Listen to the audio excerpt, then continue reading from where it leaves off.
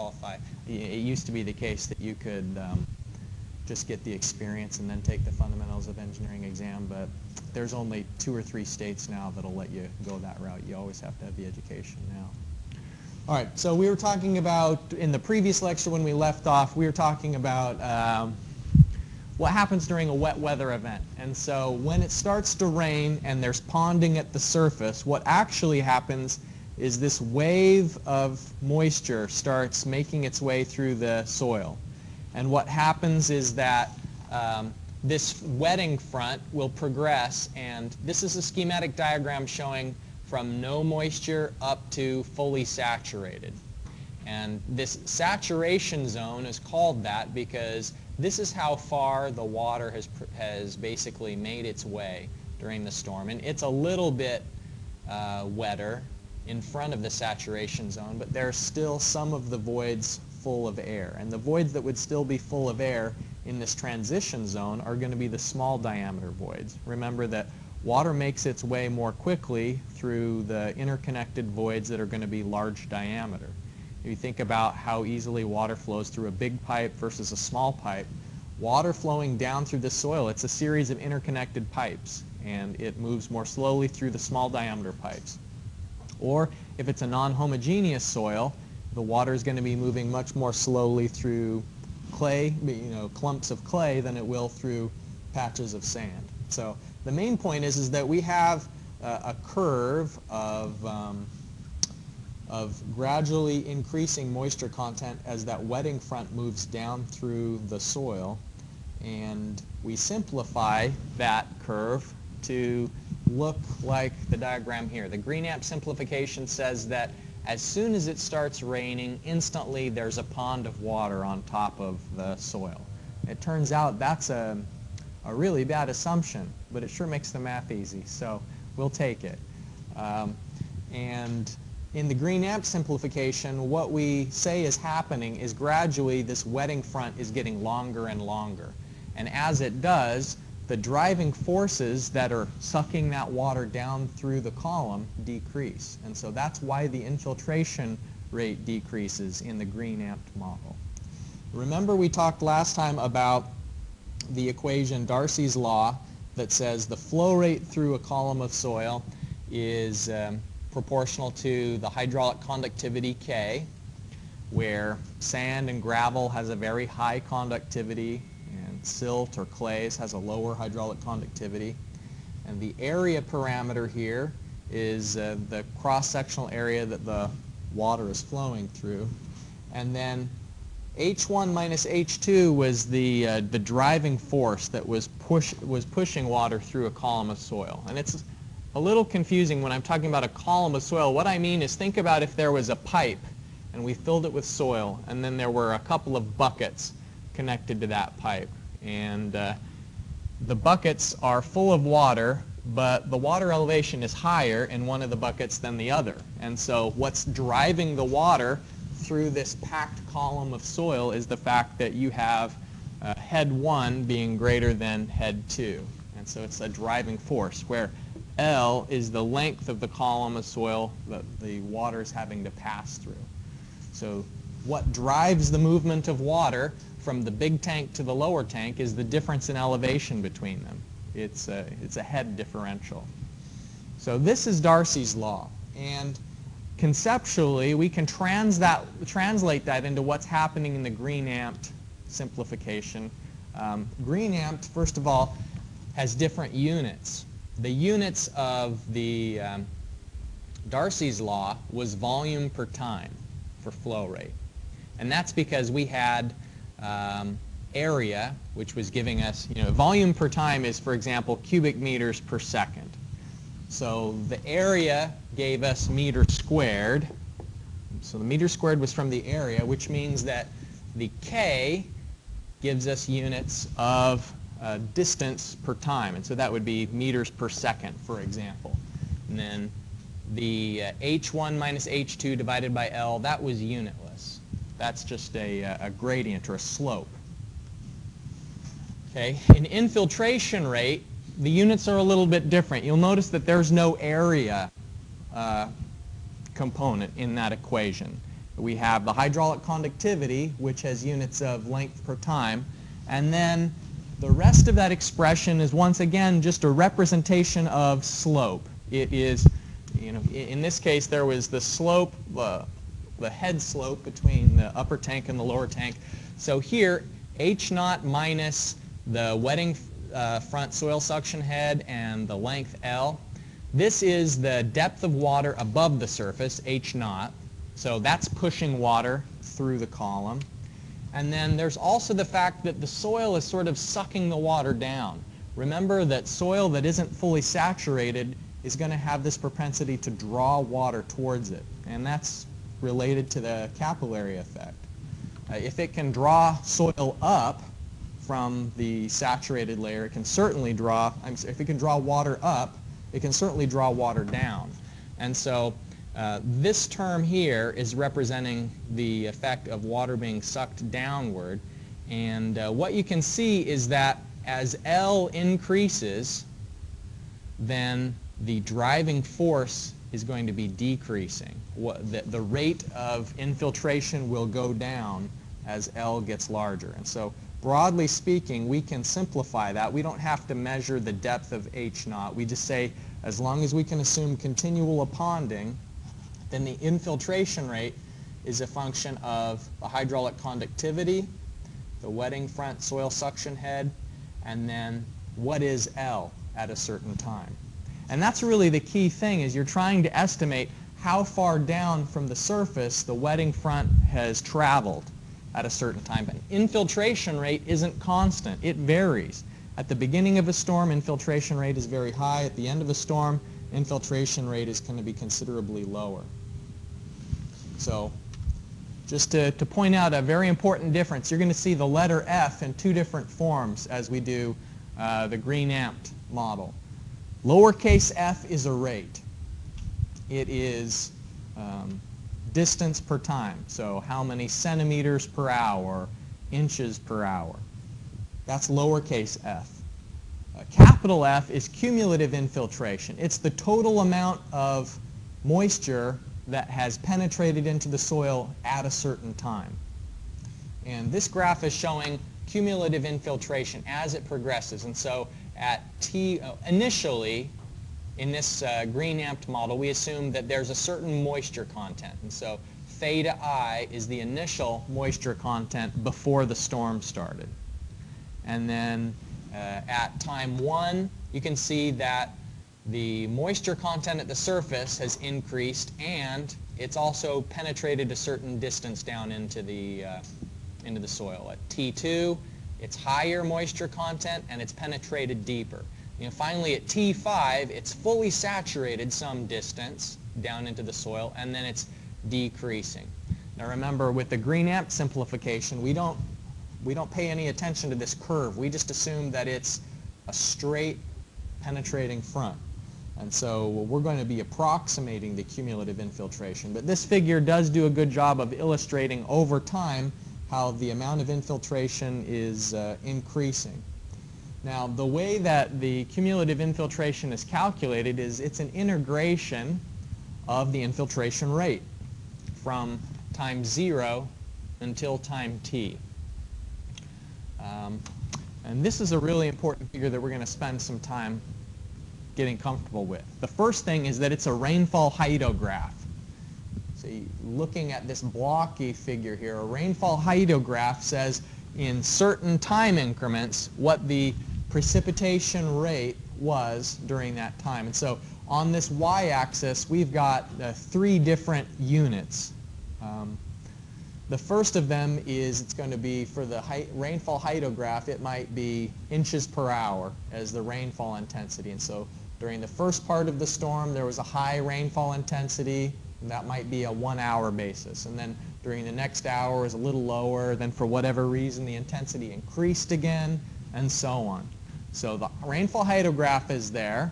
The next thing we want to look at is the precipitation, the infiltration rate, lowercase f. Now remember that as the soil becomes more saturated, then the suction head decreases. In other words, the soil is less thirsty once you've already given it some water. And so here you can see there's a declining infiltration rate over time. That at the beginning of the storm, the water is infiltrating very quickly because there's a big soil suction head. But then as the storm progresses, there's less of a driving force, and so the infiltration rate goes down. And likewise, you can see the effect of that with the cumulative infiltration. So the slope of this line, the slope of the cumulative infiltration line is the infiltration rate. And so the infiltration rate is very high to begin with because that's a steep slope, but it begins tapering and it's working towards a plateau here. As the infiltration rate decreases, then the cumulative infiltration, it's still getting bigger. The amount of cumulative infiltration is still increasing, but not as dramatically as it once was. So essentially, we're integrating the infiltration rate to find the cumulative infiltration depth. And just to reiterate what the green Ampt model is doing, it's assuming continual ponding of some depth h0 above the soil, and it's measuring how deep into the soil a wetting front has progressed. We've got fully saturated soil, and then beneath that is dry soil. And it's not that there's no moisture in the dry soil, it's just that it's initial moisture content, theta sub I, in that so-called dry soil. The cumulative infiltration is equal to how much the moisture has increased. And so N is porosity, theta sub I is the initial moisture content. And so the water goes, how much water is in this column of soil? Well, the amount of water that's there is how much the moisture has increased, you know, the difference between dry and wet. How much moisture is that? And it's going to be a fractional quantity. Yeah? It's the initial moisture content. It's how much water was in the soil before the storm begins. And there will always be moisture in the soil unless it's just come out of an oven that's baking it out. Even if you take it from the oven and you just set it in the room, it's going to be absorbing moisture from the atmosphere. But soil in its natural condition is going to have a little bit of moisture left over from the last storm.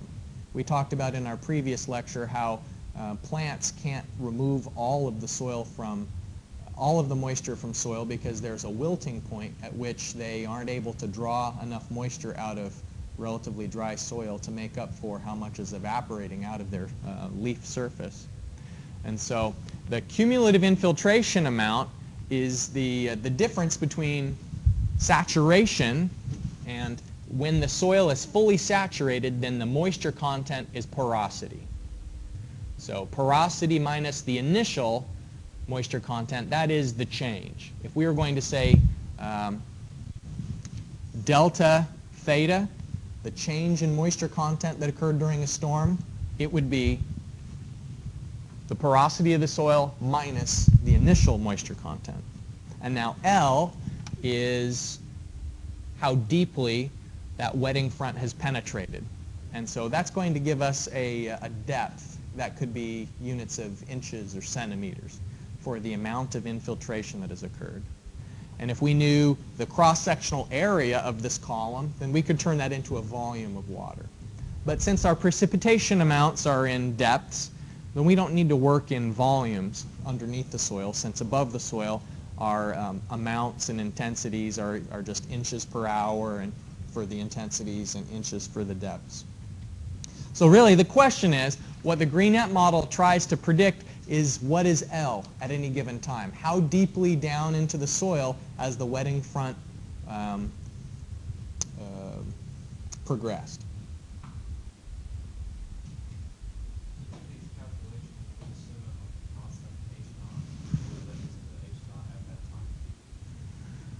We assume that as soon as the precipitation starts, it ponds and it stays constant. There's just this perfect little pond everywhere above the soil. We'll talk about what happens when that's not the case, once we work through what happens when that is the case. All right? Okay, so here's the equation that allows us to calculate the cumulative infiltration. So here, capital F. Cumulative infiltration from time 0 until time t.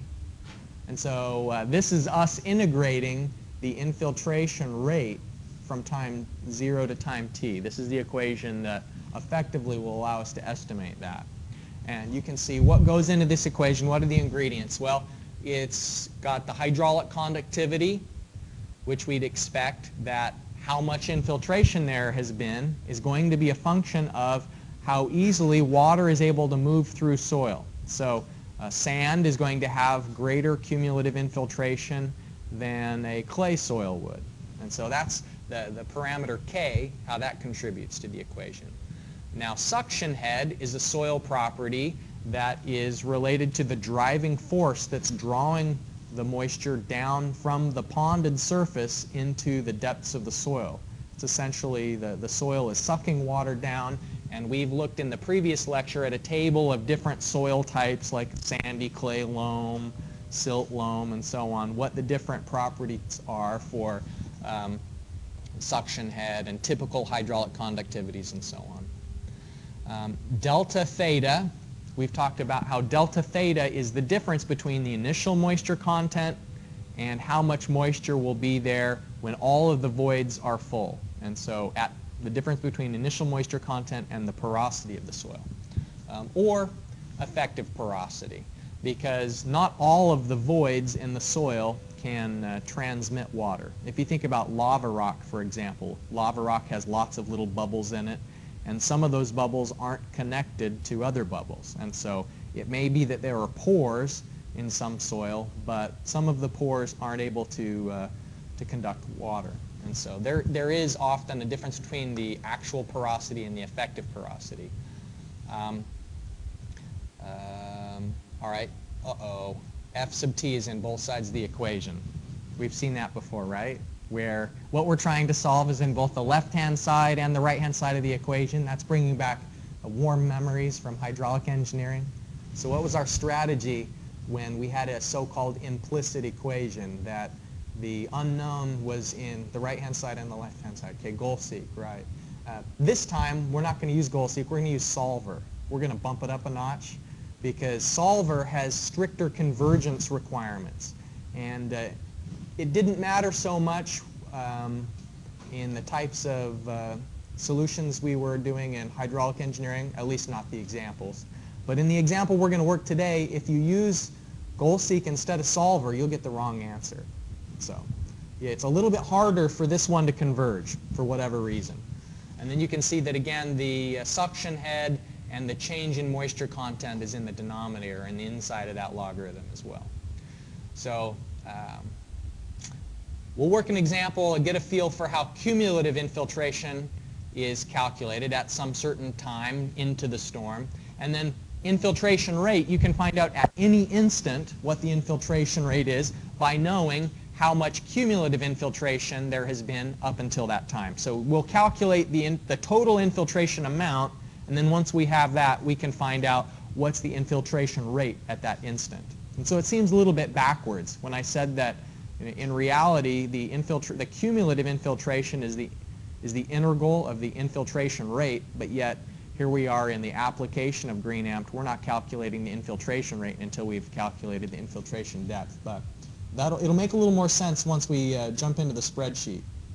Just as a reminder that the change in moisture content will be defined in a lot of these problems as a function of the effective saturation and the effective porosity, because water is permanently bound to some of the soil grains, and that reduces the effective porosity, that some of the water stays in the soil even when it's drained.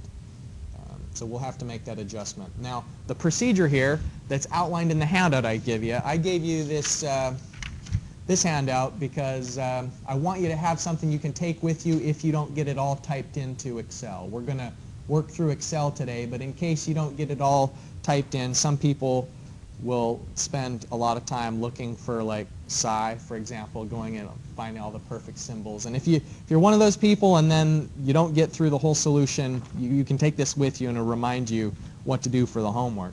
But our first thing is we'll have some given variables like the hydraulic conductivity of the soil. We'll know what time we're interested in. We can look up off of the typical table what the suction head is and what the change in moisture content was from saturated versus the initial moisture content.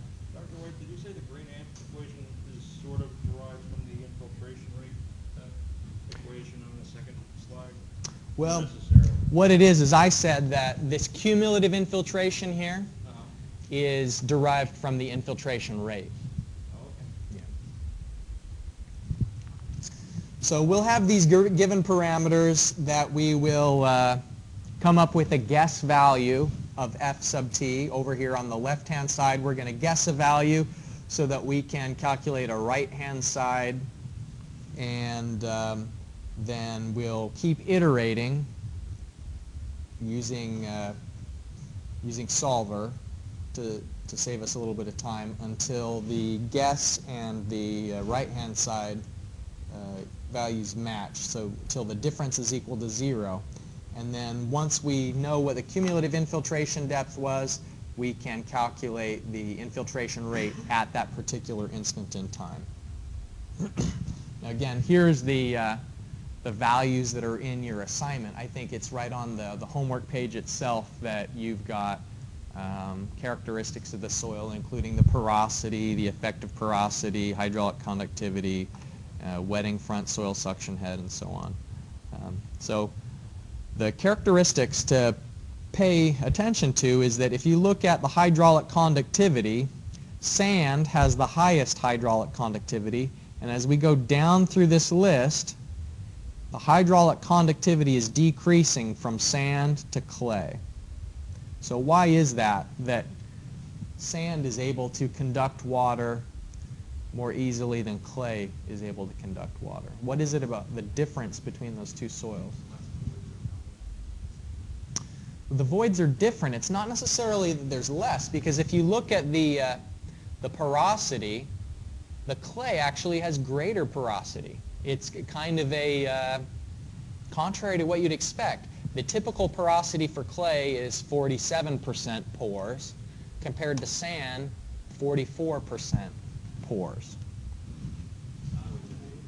Okay, it's the size of the pores. The pores are smaller, even though in the clay, a greater fraction of the overall element that we're looking at is pores. The pores are so much smaller in clay that, remember, water travels through small tubes with great difficulty, whereas the pores in the sandy soil are larger.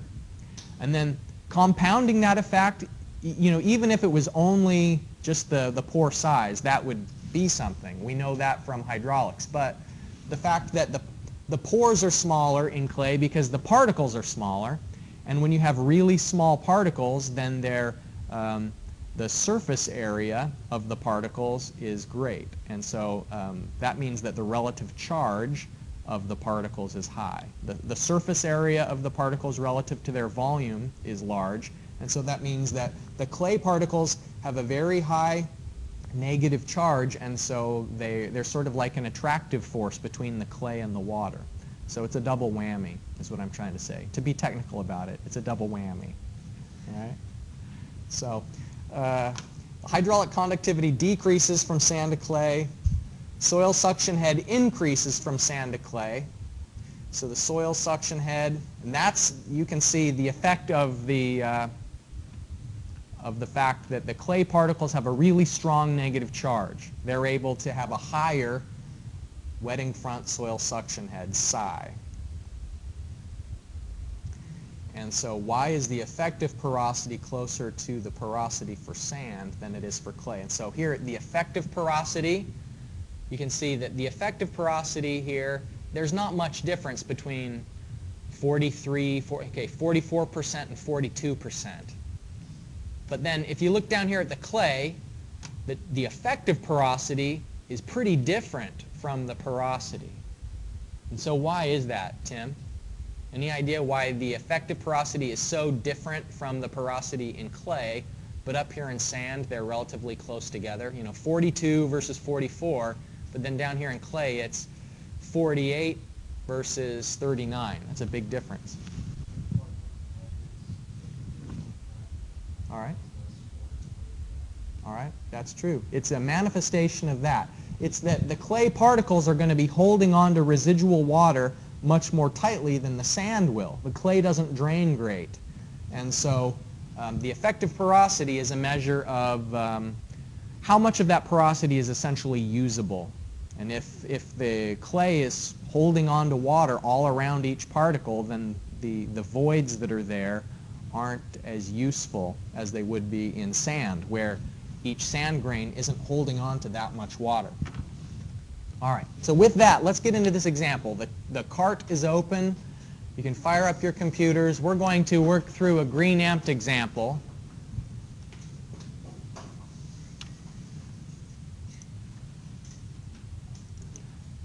When you get your computer turned on, the first thing to do is just fill in the structure of the spreadsheet. And you don't have to necessarily type in these equations. I put them into my spreadsheet just so I can have them there in front of me as I'm typing in the formulas, but you've got it on the paper. So all you really need to have is a spot where you can reference these variables that we'll be calling on as we type in the equations. And then in this example, what we're trying to do is we've got a silty clay soil. Now here are the characteristics of a silty clay soil, just taken directly out of the green Ampt infiltration parameters for various soil classes. So we've got a silty clay soil with these characteristics, and we want to know during some storm where there was continuous ponding. Now we don't know what the precipitation rate was. All we know is that the precipitation was enough to cause continuous ponding. It may not even be a storm. Maybe it's just a fire hose, or somebody dumped water on the soil. All we know is there's continuous ponding above the soil, and we want to know, well, what happened after 0.1 hour and 0.2 hour? And the two things we're going to try and calculate is what was the cumulative infiltration depth, and what was the infiltration rate at both of these times. Okay, so I'll give you some moments to translate that into your spreadsheet, and we'll go through typing in the equations together. From the problem statement, we know the effective porosity is 0.423. The suction head is 29.22 centimeters. The hydraulic conductivity, 0.05 centimeters per hour. The effective saturation we can calculate, oh wait, that was given as 20%, 0.2. And the change in moisture content, 1 minus the effective saturation times the effective porosity.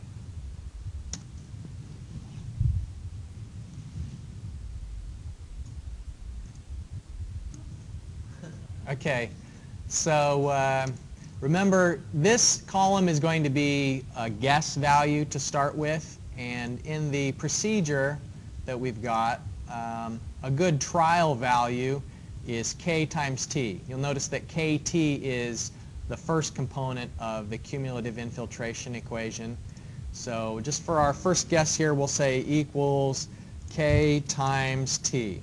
So 0.005. All right. I'm just going to type that in as a number, though, because I'm going to want to vary it when I'm doing solver. So 0.005.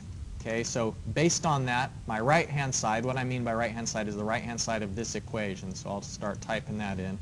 It is K times T.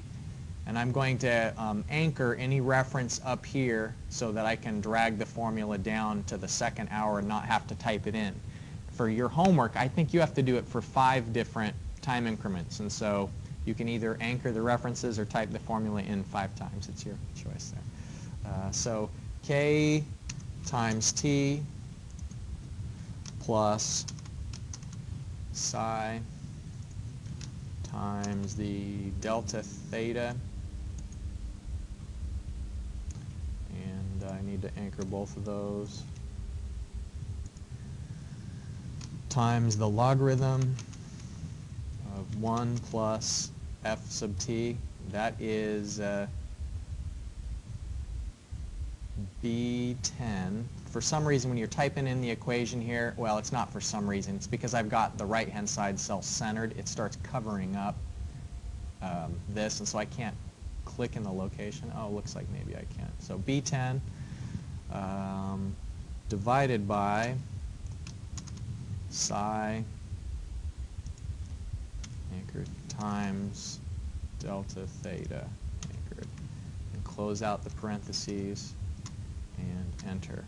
So the right-hand side and the left-hand side aren't very equal right now. I'll find the difference between the two. All right. So I'll give you a moment to get that equation typed in, and then we're going to do the comparison of solver versus goal seek. And we'll prove to ourselves that in this case, goal seek's not good enough. Okay, so let's try optimizing now. What we want to do is find convergence so that the right-hand side and the left-hand side of the equation have a difference of 0. So if we did data what-if analysis goal seek, the problem with goal seek is it converges too easily. It convinces itself it's done working when really it's not yet done working. So let's say that we want the difference to be equal to 0, and it's permitted to change this guess value of f of t in order to accomplish that. So solve it, and it thinks, oh, that's pretty close, 0.344 and 0.343. But now if we say, okay, the problem with that is that if we use goal seek now, data solver, now solver may not be installed on the tablets, and if not, the way to get solver turned on is you go to File, Options, Add-ins, Manage Excel Add-ins, Go, and then click the solver add-in button to enable it. Mine wasn't. Solver wasn't accessible for me yet. So data, if you go to data and then you don't see solver here under the analysis pack, that means you have to turn on solver. Okay, so to turn on solver again, it's File, Options, Add-ins, Go Manage Excel Add-ins, and then make sure that it's a check mark there. Okay, so does everybody have access to solver? I don't know what the point of not enabling it is. Because it's not like we had to put in a CD to get it to work or anything, whatever. Okay, so now let's do this using solver now instead of what-if analysis. Okay, so same thing basically. We want, our objective is for the difference to be equal to a value of 0, and it can do that by changing this. But it has more powerful convergence criteria. Like you can go in there into the options and tell it, you know, how precise the solution has to be. And so constraint precision by default is nice and high. And so what we'll do, okay, is just solve and,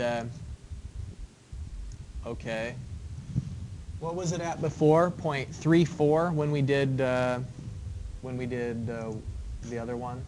I'll go back again. What if analysis, not scenario manager data, what if analysis, goal seek. So when we did goal seek, it said that the answer was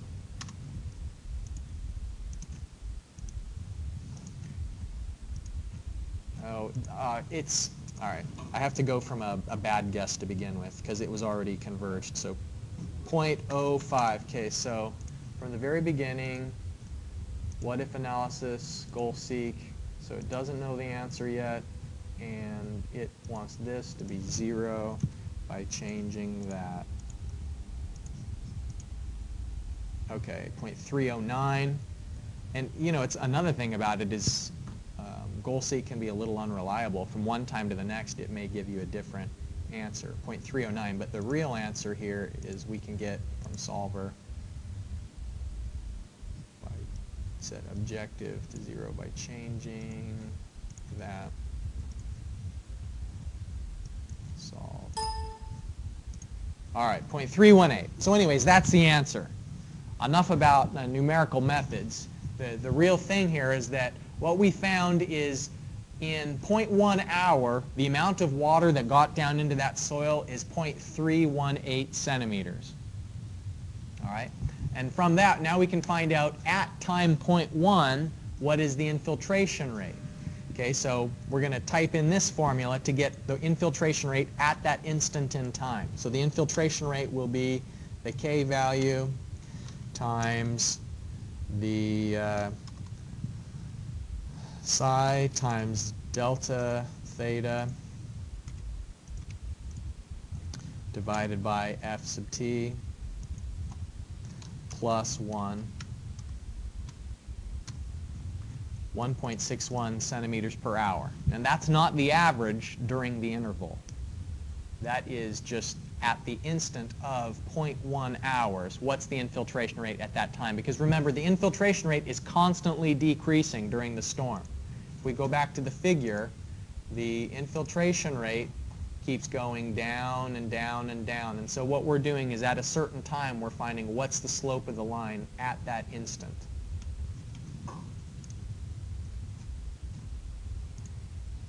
Okay? And then for 0.2, we should be able to just drag everything down to find out what's going on at 0.2. Since we anchored our, well, apparently not. What didn't I anchor? Oh, I got to do goal seek again. That's what it is. That's strange. I think I dragged everything over. Okay, so I can drag the formulas down, but I need to do goal seek again at time 0.2. So data solver. I say goal seek. I shouldn't say that because what I want is I want to run solver again, just in the habit. So I want the difference to be equal to 0 by changing this initial guess, and it can solve. All right, so the cumulative infiltration depth 0.451 and the infiltration rate 0.15 centimeters per hour. So I'll give you some time to catch up on that and apply solver. All right, so that shows us how we can find out, this is how to apply the green Ampt method to find what the cumulative infiltration rate, cumulative infiltration depth has been up into a certain point of the storm, and at an instant, what is the rate. Another application of green Ampt is to find out how long it takes until ponding occurs. Well, maybe not that's an application of green Ampt because green Ampt assumes that ponding occurs from the very beginning. But what we can do is we can take a look at the rainfall intensity and compare it to the infiltration rate. And it's kind of an interesting thing. This is going to show why green Ampt has limited applicability. Okay, so consider the curve for potential infiltration rate. This is just a conceptual diagram here. And we know conceptually that as the storm progresses, the infiltration rate is decreasing. Now, less and less water is going to be, the rate of water absorption by the soil decreases as the soil gets fully saturated. The driving force decreases. The suction head is lower when that wetting front has penetrated really deeply into the soil. We know that conceptually. We've talked about it before. So that's the representation of that phenomenon is here, this curve that switches from a dashed line to a solid line. Now, what if there was a storm that was a constant rainfall rate? Let's just set aside what we know about temporal distribution for a moment. What we know about temporal distribution is that here in zone 2, a storm is just sprinkling at first, then it has a peak intensity, and then it goes back to sprinkling for a while. But let's simplify things and just say, what if there's a constant rainfall rate? Okay, this is a big idea here, that at the beginning of the storm, the rainfall rate was lower than the potential infiltration rate. So what happens when And what's the practical effect when potential infiltration rate, so F, that's a lowercase f, make it a little cursive, when F is greater than I, and that is storm intensity. What happens in terms of ponding? If the water can absorb, if the soil can absorb water more quickly than the storm is providing it, then ponding, so let's say then ponding will not occur. Exactly. Perfect. You know, if you think about it in terms of mass balance, what we're saying here is that the infiltration rate, the soil is taking lots of water, can pass through it, but there's very little water. The in, which is the precipitation, is less than the out, which is the infiltration. So there isn't going to be ponding at the beginning of a storm when the rainfall rate is lower than the potential infiltration rate. And so that makes it difficult for us to reliably apply green Ampt. And we'll pick back up on this on Thursday. And so just to look at a couple of announcements here. Infiltration homework's due on the 15th. I haven't yet gotten any updated data from the Huntington Sanitary Board, and so what I'm probably going to do is prepare the next phase of your project, you know, my description of your project assignment, and just give that to you whether or not I've heard from them by Thursday. So I'll see you on Thursday.